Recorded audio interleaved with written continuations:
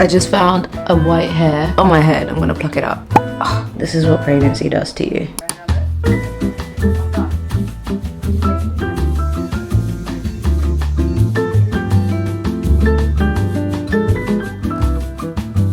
Hello everyone, welcome back to my YouTube channel. It's been a hot minute and you know, I was just birthing a child, nothing serious.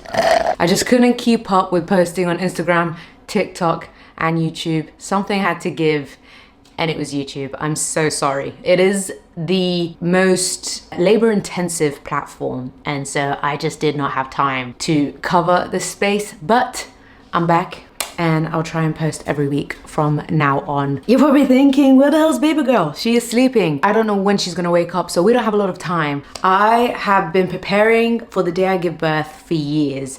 And through my research, I chose to have a planned C-section. This was a bit controversial, given that I had been training throughout my whole pregnancy. A lot of people were saying, what's the point of training if you're gonna have a planned C-section? Which is so daft to say because you should be training regardless for your mental health, for your body, for your baby. Not just for the mode of delivery. Although it does help if you wanna give birth naturally. I chose a planned C-section because I did a lot of research and I spoke to a lot of people and a lot of doctor friends as well. And I think if all your doctor friends are having planned C-sections, there's something in the know that the normal people don't know about. I'm gonna first get into what actually happened on the birthday, and then by the end of the video, I'll explain to you the pros and cons of a planned Caesar, but you should already pick up on why I chose to have a planned C-section through my story, and maybe it will change your mind. Not that I'm trying to convert anyone, I'm just trying to explain to you guys that there are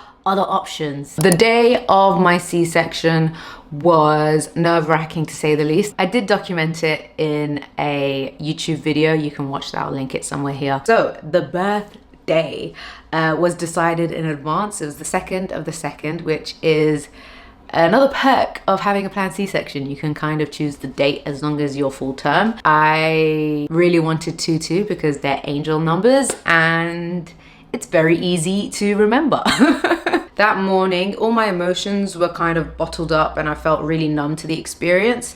And then as soon as they started whisking me away to the theater, I bawled my eyes out because they were about to cut 7 layers into my abdomen.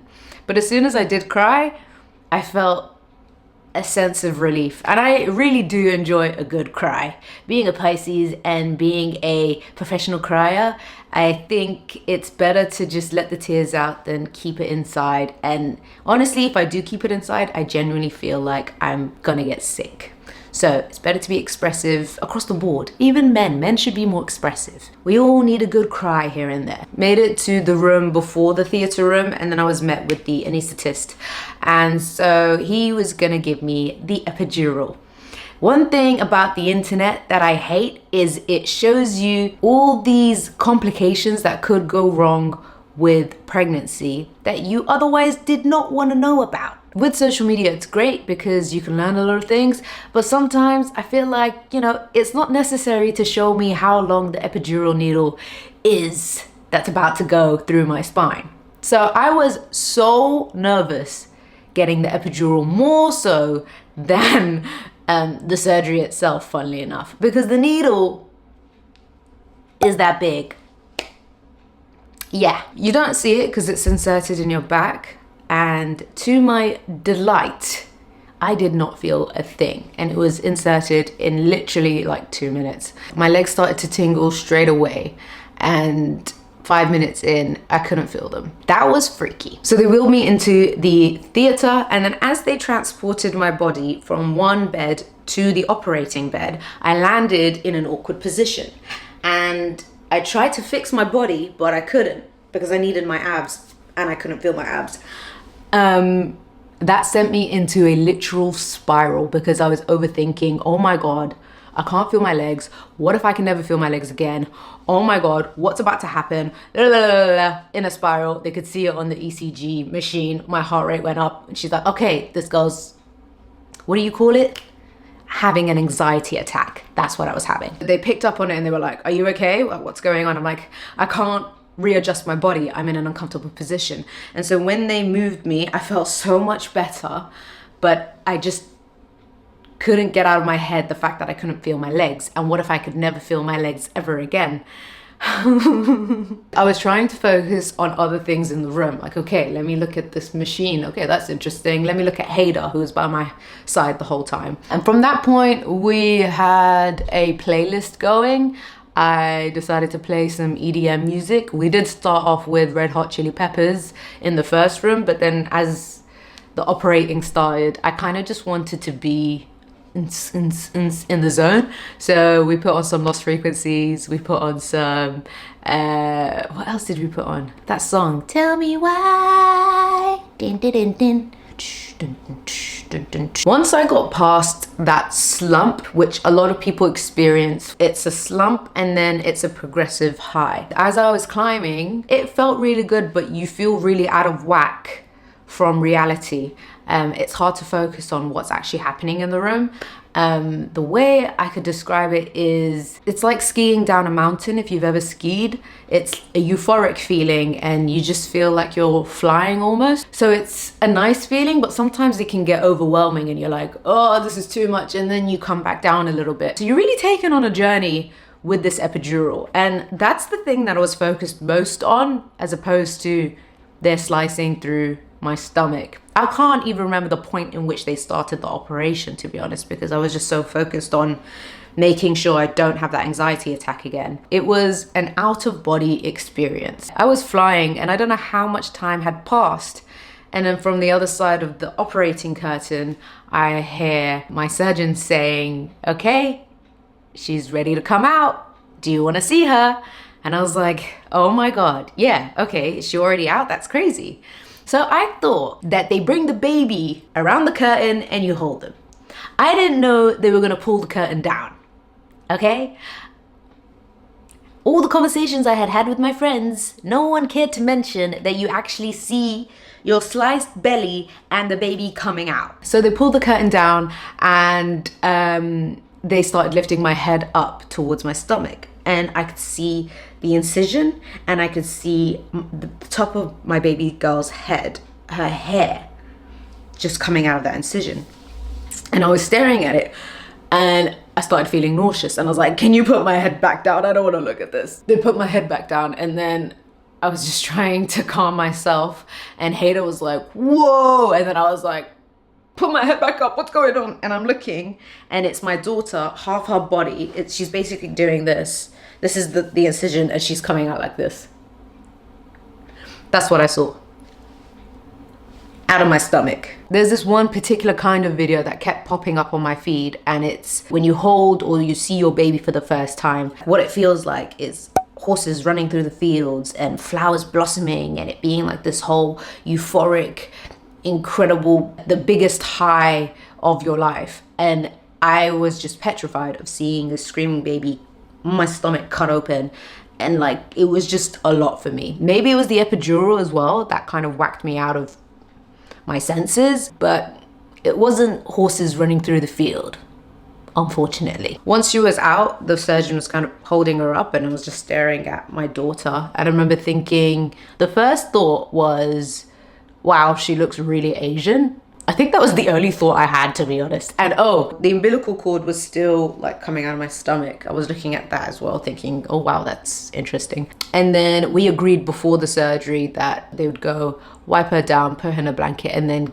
give her to me. That's all personal preference. If you feel like you want to hold your child straight away, up to you. I needed her wiped down and I needed a minute, I'll be honest. And so they put the curtain back up, they took baby girl away and they started wiping her down. I felt really anxious not being able to see her at that point, but they had whisked a screen right next to me with a camera on her so I could see what was happening at that point. And so they were changing her and I could see the whole thing in the screen. And Hader was there and he cut the umbilical cord. Umbilical, I don't know. They took pictures with him and her and then they brought her over to me. And at that point, when I held her, I just bawled my eyes out. Yeah, I couldn't believe that I had created this being. I can't put into words how I felt. There was an overwhelming sense of responsibility, and I needed to protect her with my life, basically. I've never felt the feral instinct to protect. I'm a pretty calm person, but at that point I thought, thank God I know how to fight, because if anyone touches her, I will literally... And I've never felt that, ever. I'm scared to get flagged, but that was the feral instinct that kicked in, and I still have that now if anyone laid a finger on her. The whole operation took around 45 minutes. I did not feel a thing apart from, you know, the epidural journey. They wheeled me back to my room. My mom was there, and I started feeling my legs, I'm gonna say an hour after the surgery. That night I was able to stand up and take a shower. Not everyone can do that on the first day. Most people do it the second morning. It just varies person to person and what time you did the surgery during the day. I should mention that I did do this privately. It's hard to have a planned C-section on the public health system because it's so expensive. You need a surgeon, assistant surgeon, anaesthetist, and a theater, and so that's why they don't really offer it on the public health system, because it's so expensive. They'd rather women just give birth naturally. We stayed at the hospital for 3 nights, but they did recommend us stay the whole week, but we just wanted to get back home, if I'm honest. But those 3 nights were really, really interesting because you get put on a conveyor belt of midwives, lactation consultants, physios, and you're basically put through baby boot camp, and it's so useful, especially for first-time parents. I highly recommend. That's pretty much a summary of my whole birthing experience. The pros and cons of a planned C-section. Would I do a C-section again? Yes, in a heartbeat. One con of a C-section would be scarring, and a lot of people are scared about having a permanent scar. My scar is about yay big, and it's really low down, just above the pubic bone. So the only person that can really see it is myself and my husband. My surgeon did a really good job. His name is Dr. Justin Tucker. He's based in Sydney, and he operates out of Mater Hospital, which is where I gave birth, and Prince of Wales Private Hospital. As soon as I got home, I tried on every bikini I owned, the skimpiest of bikinis with barely any fabric, and you still can't see the scars. So really happy. I am 10 weeks post-op, but eventually it will turn into sort of an invisible line, almost like when you squeeze your arm and then it makes that kind of indent. I will take that over tearing my badge any day and wrecking my pelvic floor. So it is, in my opinion, a really small con. I have so many visible scars on my body. My knees have a lot of cuts in them because of my 2 ACL surgeries. So I'm not one to shy away from scars. And this one is probably the best one because no one can see it. The alternative to a scar is giving birth vaginally, risking tearing your vag, which is highly likely on your first pregnancy. You could go up to a 4th grade tear, which is from the vag all the way up to the bum, and it's just one gaping hole by the end of it. I was like, no, thank you. You could have prolapse, where your thing turns inside out. Yeah, you heard me, it just hangs. Your pelvic floor muscles, which are basically your muscles down there, that stop you from peeing yourself, get wrecked through vaginal birth. They get wrecked regardless throughout pregnancy, but the most amount of damage would be done once the baby comes out. I should also mention that I've chosen it because Middle Eastern / Asian women are more likely to tear because we have smaller frames. I am 5'2", and given my family history of women giving birth, it wasn't looking good for me. So do the same, you know, talk to your mom, ask her, hey mom, how was your delivery? And how was your you-know-what? It might be an awkward conversation with you. I don't know how close you guys are to your moms, but you need to have that convo for the future of your vag.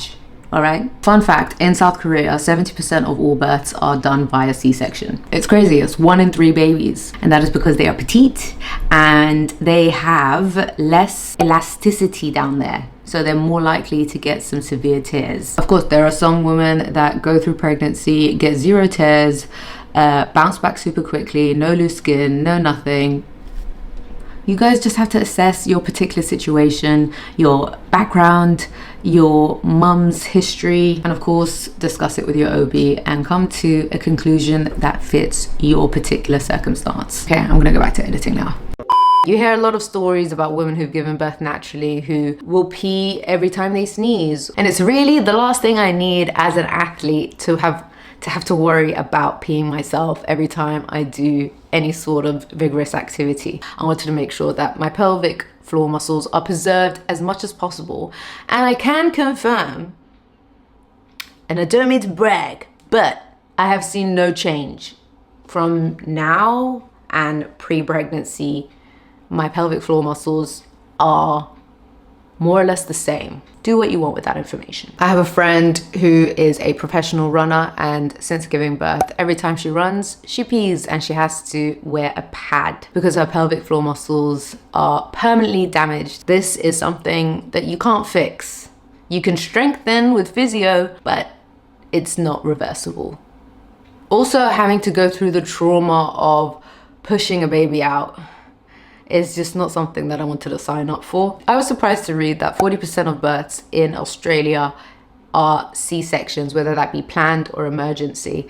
And so it's almost 50-50 at that point. It's like flipping a coin. Imagine having gone through labor, pushed for hours, and then still having to get a C-section. An emergency C-section is so different to a planned C-section. If the baby urgently needs to be taken out, this is what my doctor friend said, they will literally slash you open. Whereas if it's a planned C-section, it's done in a controlled environment, everything's done delicately, and so the healing time is a lot faster. That's a great segue into healing time. So I was up that night after the surgery. I was walking by day 2, by day 3, walking a bit faster, and I think after a week, I was pretty much fine. After 2 weeks, I started driving again. I started working out 6 weeks post C-section. I would argue that my ACL surgeries were more painful than my C-section incision.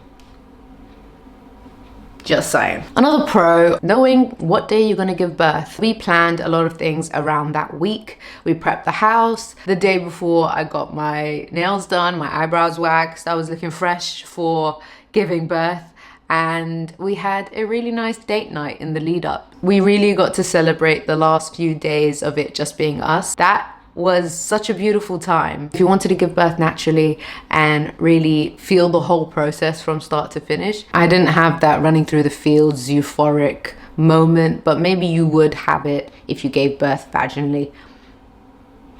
I don't know, haven't done the other way, but that's probably something to consider. I will say, however, your love for your child is one that intensifies with every passing day. And I was a bit concerned initially, but now everything does eventually click.